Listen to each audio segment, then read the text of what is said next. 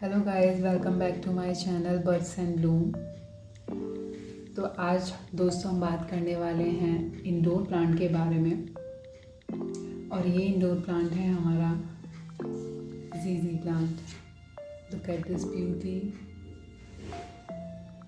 These plant are highly in demand because of their glossy leaves and air purifying qualities. बहुत ज़्यादा लोग इसे पसंद करते हैं घर में लगाना, क्योंकि ये एक ऐसा प्लांट है जो बहुत ही हार्डी प्लांट है, लो मेंटेनेंस प्लांट है। इस प्लांट को ज़्यादा केयर की ज़रूरत नहीं होती है और ये प्लांट ड्रॉट टॉलरेंट प्लांट भी होता है।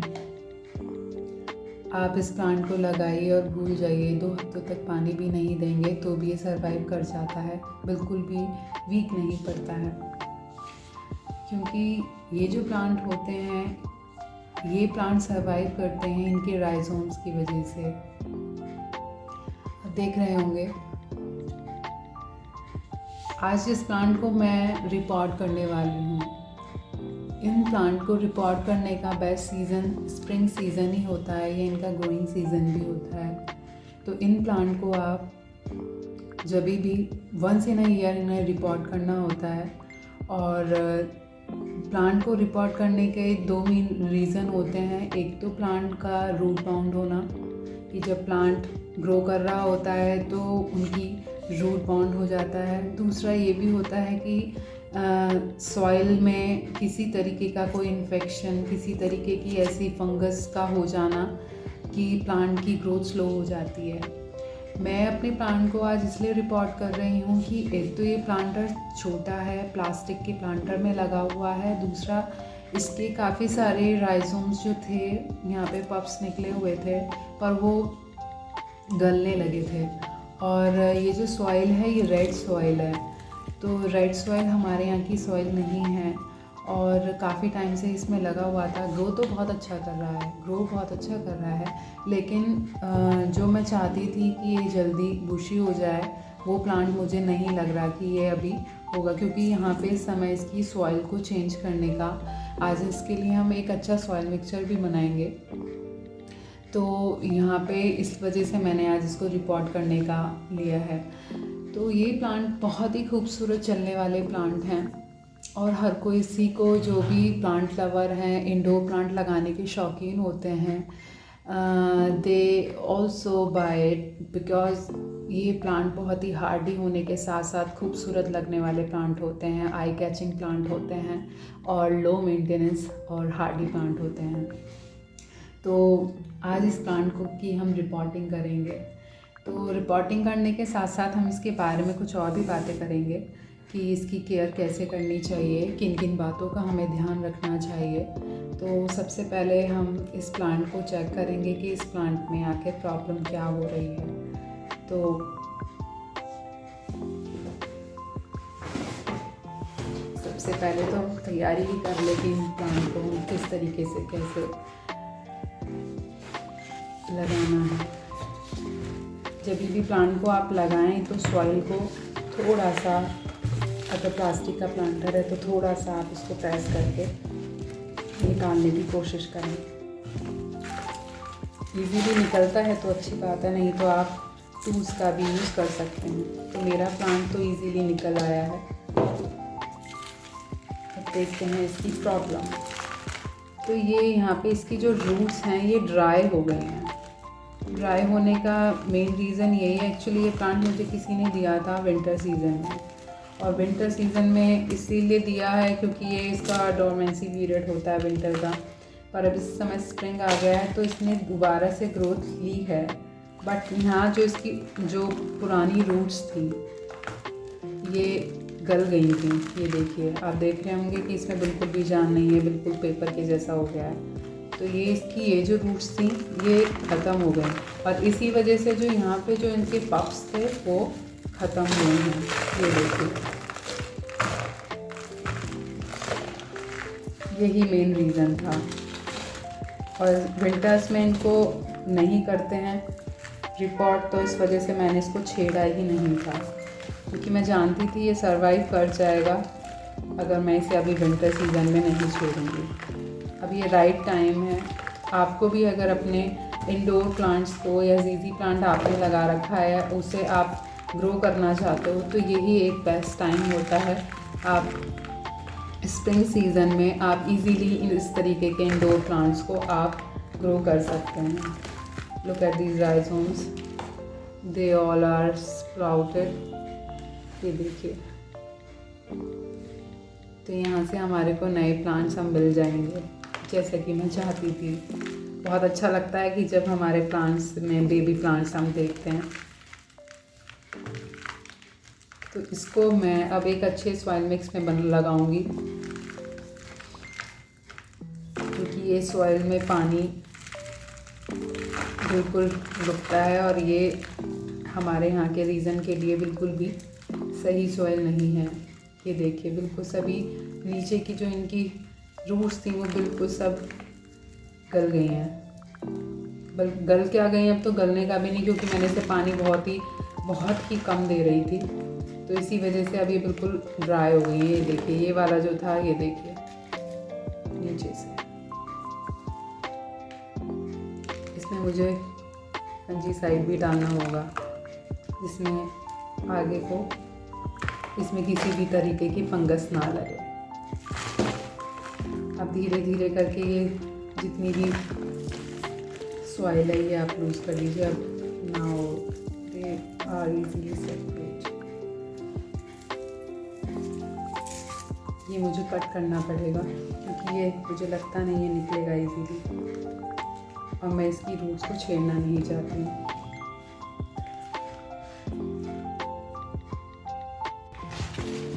ये प्लांट अब हमने सेपरेट कर लिए हैं।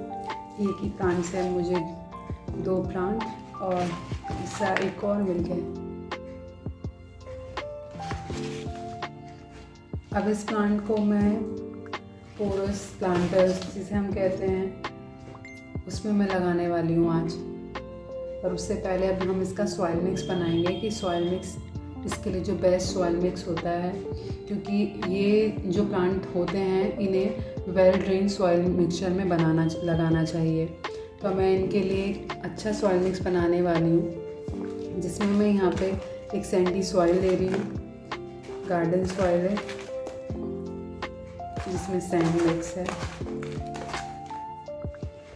उसी में मैं थोड़ा सा कोकोपीट ऐड ऑन करूँगी।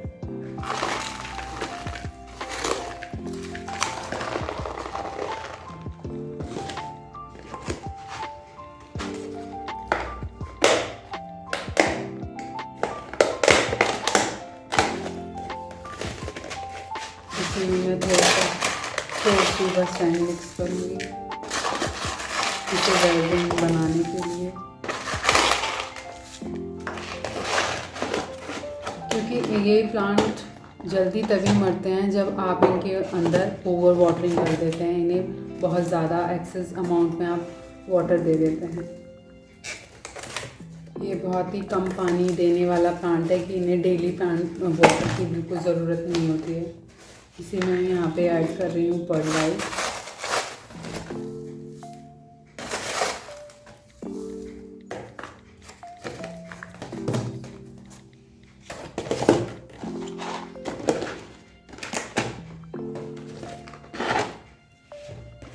परलाइट के साथ साथ मैं इसमें एक अच्छी कोकोनट स्ट्रिप्स मैं इसमें ऐड कर रही हूँ। ये सॉइल को लूज़ भी बनाएगा, वाटर की जितनी ज़रूरत होती है उतना वाटर भी होल्ड होता है, क्योंकि ये इतना ज़्यादा अमाउंट में वाटर को भी होल्ड नहीं करते। फर्टिलाइज़र की इन्हें ज़्यादा ज़रूरत नहीं होती, इसलिए मैं ऑर्गेनिक फर्टिलाइज़र वर्मी कंपोस्ट का मैं यूज़ कर रही हूँ। इन्हें फर्टिलाइज़र आप सिर्फ जो हाउस प्लांट फर्टिलाइज़र जो हमारे लिक्विड फर्टिलाइज़र होते हैं, आप इसे वंस इन अ मंथ आप इन्हें दे सकते हैं, वो भी तब जो इनका ग्रोइंग सीज़न होता है अप्रैल टू अगस्त में। इन्हें पूरे साल फर्टिलाइज़र की कोई ज़रूरत नहीं होती। यहाँ पे मैं चारकोल एक्टिवेटेड चारकोल ऐड कर रही हूँ। जैसे कि अभी मैंने आपको दिखाया भी था कि प्लांट में मतलब वो ड्राई हो चुका है लेकिन फंगस लगने का डर रहता है, तो आप इसमें फंगीसाइड की जगह आप एक्टिवेटेड चारकोल भी यूज़ कर सकते हो, क्योंकि चारकोल इन प्लांट में अगर किसी भी तरीके की फंगस वगैरह लगनी होती है, जैसे लग जाती हैं, तो वो भी नहीं लगेगी और ये न्यूट्रिशंस को भी जो सॉइल का है उसको भी मेंटेन करके रखता है। तो ये जो प्लांट होते हैं इन्हें एक अच्छी सैंडी सॉइल में लगाने के लिए हमने यहाँ पे जो जो इंग्रेडिएंट्स ज़रूरी थे हमने वो लगा दी, उसी वो ऐड करेंगे। लेकिन आप इसमें आप जो सेक्युलेंट सॉइल मिक्स आता है आप उसमें भी लगा सकते हैं गार्डन सॉइल के साथ साथ, और आप इसमें जो कैक्टस मिक्स सॉइल मिक्स होता है उसमें भी आप इन प्लांट्स को लगा सकते हैं। ये एक ही तरीके के सॉइल में लगे ये ज़रूरी नहीं है, बट बस ध्यान आपको इतना रखना है कि वाटर लॉगिंग नहीं होनी चाहिए इन प्लांट में। जैसे ही अगर इसमें पानी रुका तो आप समझिए कि आपका प्लांट बहुत जल्दी डाई हो जाएगा, क्योंकि ये जो प्लांट होते हैं इन प्लांट में राइजोम्स की वजह से ये ग्रो करते हैं। ये छोटे छोटे राइजोम्स होते हैं जिनसे ये प्लांट निकली है। तो ये not only grow roots and shoots but also store water and beneficial nutrients. So because of this we need to less watering these plant, not over watering. ज़्यादा पानी देते ही आपका ये प्लांट मरने लगेगा। तो अब हमने अच्छा सॉइल मिक्स बना लिया है। अब हम इसको टेराकोटा प्लांटर में हम इसको लगाएंगे। यहाँ पे मैंने टेराकोटा प्लांटर लिया है। पोरस प्लांटर होते हैं जो इस तरीके के प्लांट्स के लिए बहुत अच्छे होते हैं। और मैं हमेशा ड्रेनेज होल को लीफ से ही, ड्राई लीफ से ही कवर अप करती हूँ, क्योंकि जो ड्राई लीव्स होती हैं इनमें बहुत ज़्यादा न्यूट्रिएंट्स होते हैं और ये इजीली डिकम्पोज भी हो जाते हैं। वाटर भी इनमें होल्ड नहीं रहता कभी भी।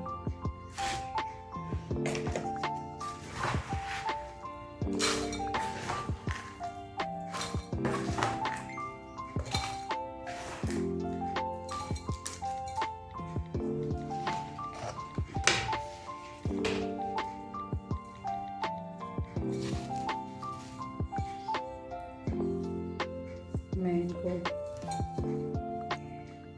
एक ही साथ लगाने वाली हूँ, क्योंकि अभी रिपोर्टिंग में मैंने इसकी जितनी भी एक्सेस, जितनी भी रूट्स थी वो मैंने सब रिमूव कर दिए हैं। ये प्लांट जो होते हैं ये इनडायरेक्ट सनलाइट में सरवाइव करते हैं। इन्हें डायरेक्ट सनलाइट की बिल्कुल भी ज़रूरत नहीं होती है। लो लाइट में भी ये इजीली ग्रो करते हैं। और इनको, ये जो प्लांट होते हैं इन्हें अगर आप डायरेक्ट सनलाइट में रखने की भूल करते हैं तो आप समझिए कि आपका प्लांट की लीफ, की ब्यूटी सब फेड अवे हो जाएगी, क्योंकि ये बिल्कुल भी सनलाइट का प्लांट नहीं है। इसे लो लाइट, इनडायरेक्ट सनलाइट ही ज़रूरी होती है। आप इसे नॉर्थ ईस्ट डायरेक्शन में भी प्लेस कर सकते हैं। बीच बीच में आप चाहे तो एप्सम सॉल्ट का स्प्रे कर सकते हैं। और ये वाला जो राइजोम्स मैं इनको से भी इसी में प्लेस कर दूंगी। जब इसमें रूट निकल आएगी तो मैं इसे सेपरेट कर लूँगी।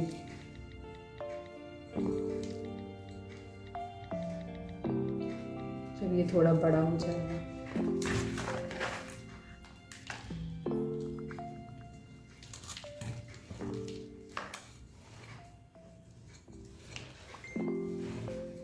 अब ये प्लांट रेडी हो गया है। तो मैंने इसकी ज़रूरी जितनी भी चीज़ें थी इस प्लांट को, कि किस तरीके की सॉइल में इसे लगाना चाहिए, कैसे टेम्परेचर में हमें इसे रखना चाहिए, कितनी वाटरिंग इसको करनी चाहिए, वो सभी मैंने चीज़ें आपके साथ शेयर कर ली हैं। आपको ये वीडियो कैसी लगी बताइएगा ज़रूर। Thanks for watching guys. Love you all. Bye bye. Enjoy your gardening.